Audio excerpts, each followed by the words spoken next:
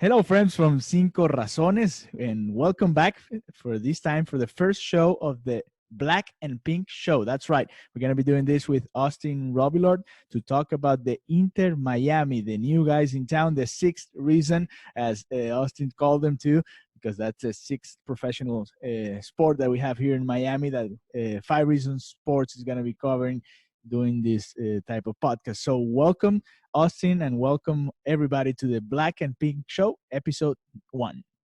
Yeah, man, happy to be here. Finally get to do our own little gig on Inter Miami. Season's coming around the corner, so should be really exciting. And all the fans, everybody listening has a lot to look forward to. We'll be putting out a bunch of content throughout the season, and it should be fun. Yeah, it should be fun. And talking about fun and talking about the season coming up, we were talking about the players that could be coming to Inter Miami. No Cavani, no Silva so far, no Messi, no Cristiano, but we had David Beckham talking to Neymar in a weird interview. Was it fun? Was it weird? It was, I don't know. I mean, Neymar, obviously we all love Beckham. He was a great player. Neymar loves him. But when Beckham told him, hey, you're coming to Miami, Neymar was, yeah, that's a good joke. And maybe in 10 years. So what did you like about the interview? Oh, man. It was just good fun to watch. They were admiring each other. They were talking about each other. And, you know, whether it was on the pitch or when it came to fashion, they're both, high fashion. Yeah, right. Icons, they talk more about fashion than soccer. Know.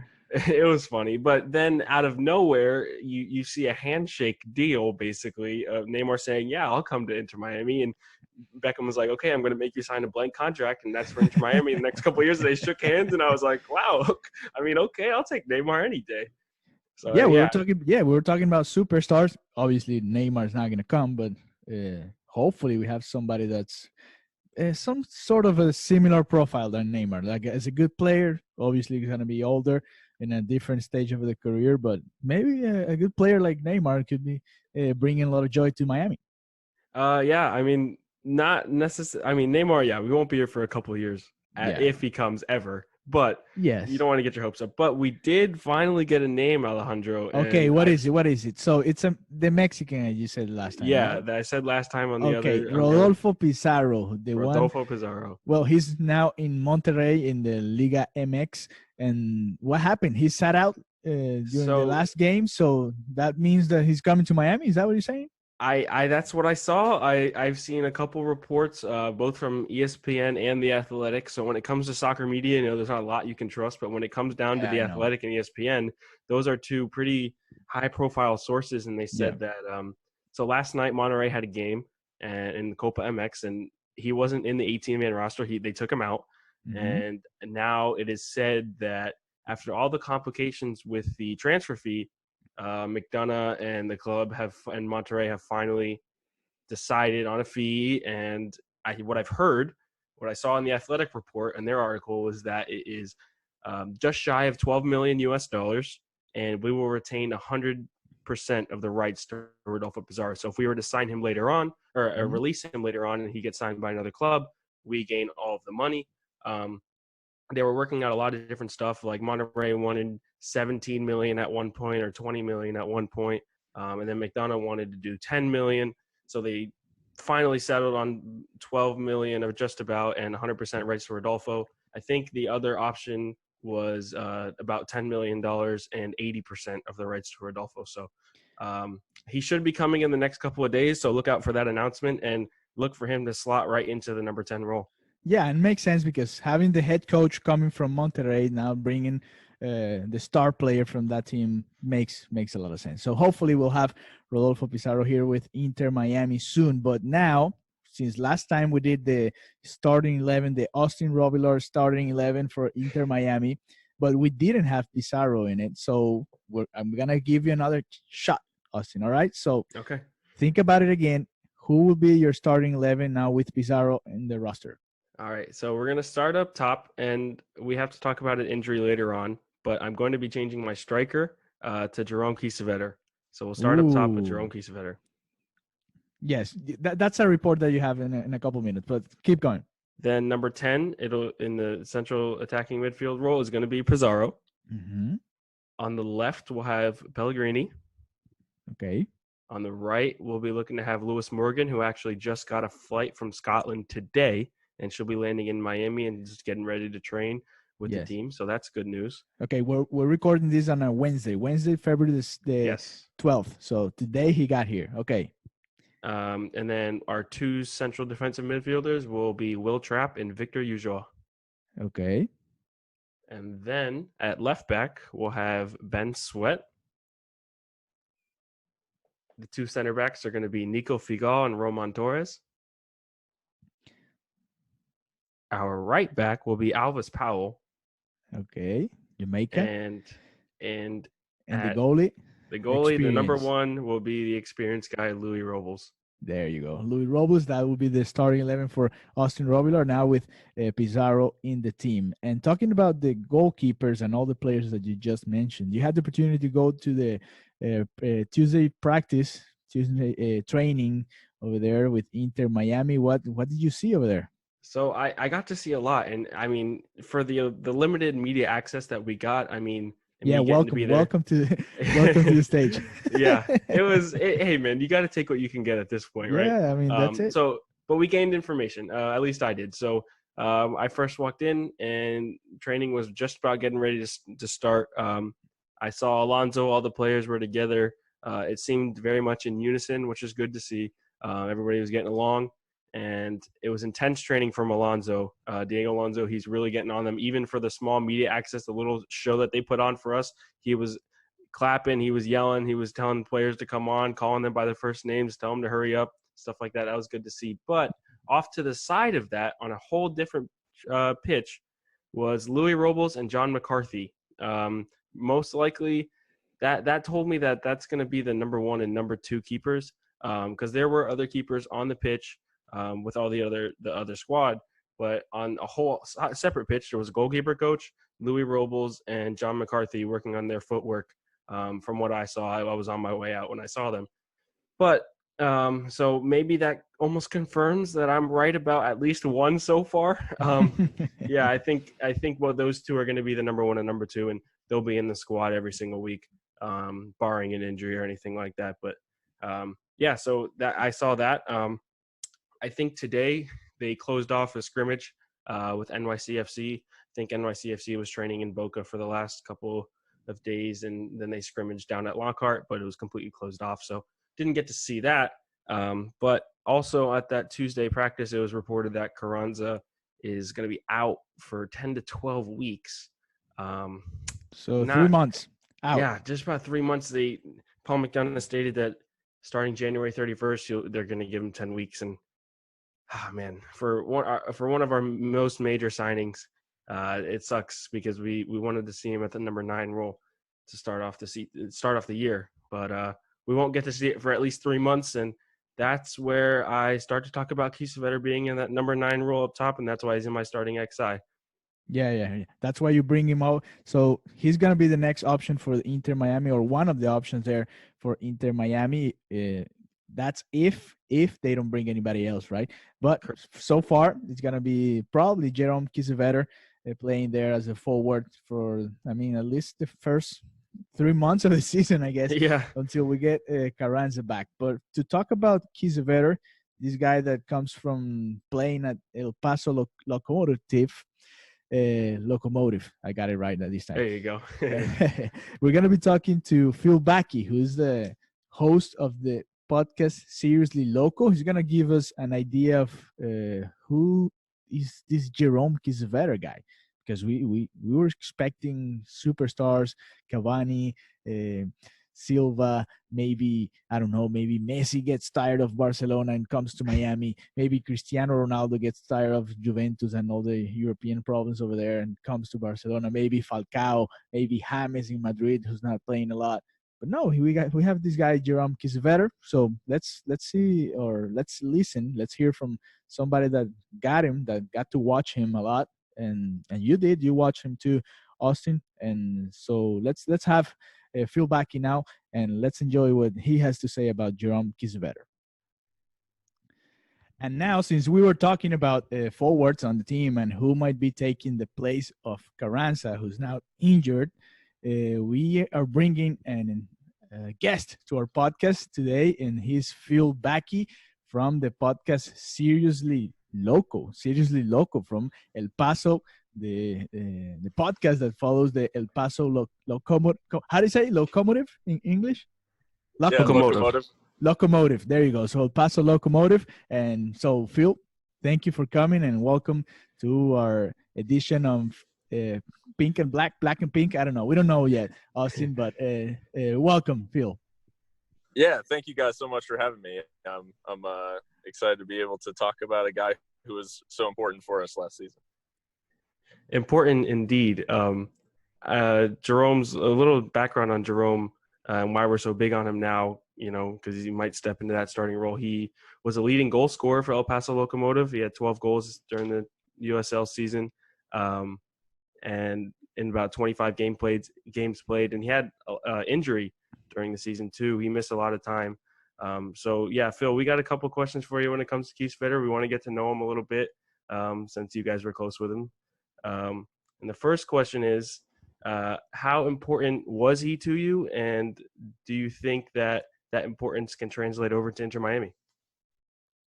Yeah, I mean, it's really hard to overstate how important he was last season for us, just because he did change so much about how the team played and how the team was able to play. His ability in front of goal, really, we were struggling before he came in to score goals, and so he came in. We had primarily seen in the past, with whether it was with the U.S. men's national team or with teams in Germany, we had primarily seen him on the wing. So his ability to play as a center forward was something that I hadn't really seen up to this point, and it was something that really surprised me in a good way. He fit right into the team. He went on a goal scoring tear about 4 games into the season. It took him to adapt. I think now that he's spent most of last season and now this off season in the States and training with Miami, I think he can slot right into the team. Honestly, it's just a matter of staying healthy, and the injury did set him back a little bit last season. And then I think towards the end of the season, he had the agreement with Miami kind of in place. So I think towards the end of last season, he did fall off a little bit, just because he was kind of preparing for the next phase of his career and wanted to stay healthy for it. So maybe he didn't quite, run out every single ball or anything like that. But he scored some really important goals for us last season and really changed just the feeling around the team and helped us, to that eventual Western Conference final finish. Phil, talk to us about the person. Who's Jerome Kiesewetter, besides being a great forward and a guy that can score a lot of goals? But talk to our people in Miami about this guy. Who's him and what he meant to the community down there in El Paso? Yeah, Jerome's a very I would say he's kind of the strong silent type. He's not a very big personality or anything like that. He's very much like a business oriented guy. He likes to spend time with his family a lot, and he's just very much like focused on doing his job. He's not really big into being in the spotlight. So it'll be interesting to see how he kind of adapts to life down in Miami and at a higher level with MLS. There's likely going to be more attention and more kind of scrutiny, especially if he's starting for you guys. It's going to be a little bit of a difference for him, I think, but he's used to playing for big clubs in Germany as well. So he's a very strong character. I think he's good to have around a team because he is such a hard worker. But he's definitely one of those guys who just shows up to training every day, and he's gonna give 100% because he really is. This now, I think being at the MLS level, it's a chance for him to show on an even bigger stage what he can do, and he's gonna do his best to do that. So I think you guys have gotten a very good person as well as a quality player. Phil, do you think that him being, coming from El Paso, which was an expansion team out there, to moving to yet another expansion team, does that experience, you think, give him an edge over a couple of the other strikers that we have in the team that he might have to, battle against to get the starting spot? think it could be an advantage. It's interesting. Expansion teams can be such a wild card, and I think many of us in El Paso, we weren't really sure how the group would gel, and it was really after the addition of Jerome that kind of added that spark up front that turned last year's team into what it was. I mean, he definitely will kind of know his way around how to navigate an uncertain squad, as it kind of was when he came in El Paso. But I think it's a little bit different because obviously Miami have added a lot of quality across the team, and he is, in El Paso, he was brought in and he kind of knew that he would be one of the first names on the team sheet each match. And I think now it's, maybe a little closer to his experience in Germany, where he knows he's going to have to fight and scratch and claw for a spot in the starting 11, just because it is, it's a top tier squad, and it's something that's been assembled with a lot more resources than what we have down here in El Paso. So it will be interesting to see if he can adapt, because I think even though they're both expansion teams, I think this is probably quite a different experience coming into an expansion team in MLS versus USL. All right, Phil, we're talking to Phil Baki from Seriously Loco, a podcast that follows the El Paso Locomotive. But then, Phil, we've had a lot of rumors here in Miami. Maybe Cavani was coming, then Silva, and then but by now we haven't really had that really big player. We're gonna be talking about it in the next weeks. Who's gonna be coming? But the one that's here, it's Jerome Kiesewetter. What would you say to those fans here in Miami about this forward, and how he's probably not gonna be the superstar of the team, but he's gonna be that player that's gonna be scoring goals, or a ton of goals, hopefully this season. But what would you say to the fans here in Miami? What to expect from him? Yeah, he thrives on his instincts, I guess. He's a forward who primarily likes to receive the ball to his feet or to his head, near the penalty spot. And he likes a first time finish. He likes to try to strike the ball on the volley or guide it home, maybe even a back heel every once in a while. His style in front of goal is very much driven by the service, and that was why our left back last season, James Kiffey, ended the season with 8 assists, and I believe 5 of them were for Kiesewetter. And it was a big connection to get the fullbacks and the wingers involved and be able to have them provide those balls into the box for Jerome to latch onto. He loves to get in front of goal and kind of use just his innate ability and instincts to make those runs that get him away from defenders and get him in good goal scoring positions. He scored a couple of goals where he received the ball further out and actually dribbled into the box, and that is something else that he does have in his locker. But I'd say primarily, he's very much kind of or he was for us anyways, very much kind of a poacher in front of goal, and thrived off of that service from elsewhere in the team. So he makes good runs in behind, but he's not going to be beating a ton of people off the dribble or anything like that, but he is going to get into good goal scoring positions. And if you guys have that quality to get him the ball in those positions, he is lethal from within the 18-yard box. He was pretty lethal against Tulsa. I don't know if I'm sure you do remember one of the most memorable games when I was out there with you guys down 2-0, and he scored a minute after just one of those poacher goals, came from the wing on the left side and ties the game 2-2 in the 81st minute. It's exactly what he does. You're exactly right, Phil. That game was crazy. And that's what really, put my mind onto Kiesewetter. Like, wow, he's that guy, so much passion and so much drive. And exactly, he's a poacher in front of goal. He got the ball from the left wing on the penalty spot, basically one-tapped it in, and it was a beautiful finish, and it was a great game.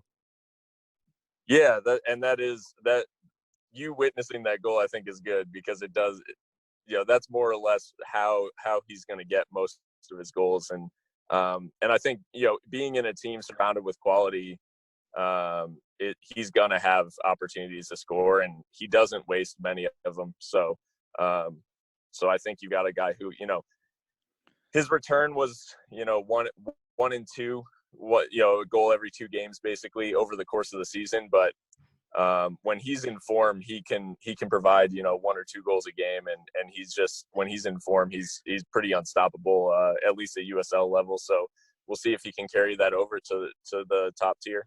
Yeah, let's hope so. All right, Phil. Well, thank you for being with us, giving us an idea of who Jerome Kiesewetter is going to be. And hopefully we'll be talking to you soon, back again. And hopefully after he scored at least 5, 10, 15 goals this season for Inter Miami. Thank you, Phil. Hey, thank you guys for having me. It's my pleasure. And I hope for Jerome's sake, he has a great season. Phil, before you go, where can people find you? Yeah, so if they're interested in lower league American soccer, USL, at Seriously Loco is the podcast. So we're actually going to record a new episode tonight, talking about preseason and all of that. So if you're interested at all in the lower leagues, you can check that out. And then you can find my personal account is at Baki Balboa. That's Baki. What a name! Because I made it in high school, and Hey, it's a fun name. I like it. Stuck around, yeah. Thank you, Phil. Thank you, guys.